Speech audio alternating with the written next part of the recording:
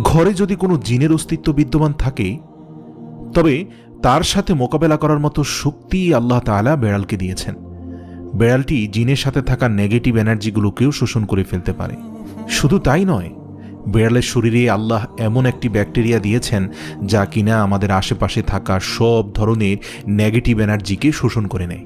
এছাড়াও বিজ্ঞানীরা বলছেন, আমরা যখন রাতে ঘুমাতে যাই তখন ঘরে পুষে রাখা বেড়াল সারা রাত ধরে আমাদের শরীর থেকে নেগেটিভ এনার্জি শোষণ করতে থাকে।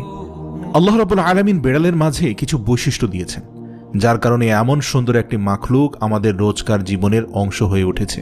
রাসূল সাল্লাল্লাহু আলাইহি সাল্লাম বেড়াল পছন্দ করতেন এবং বেড়াল পালন করার কারণে তিনি তার এক প্রিয় সাহাবীর ছদ্মনাম দিয়েছেন আবু হুরায়রা, যার শাব্দিক অর্থ দাঁড়ায় বেড়ালের পিতা। কেন একজন মুসলিমের বেড়াল পালন করা উচিত? গবেষণা করে জানতে পারা যায়, আজ থেকে ৮,০০০ বছর পূর্বে জঙ্গলের বেড়ালরা খাবারের খোঁজে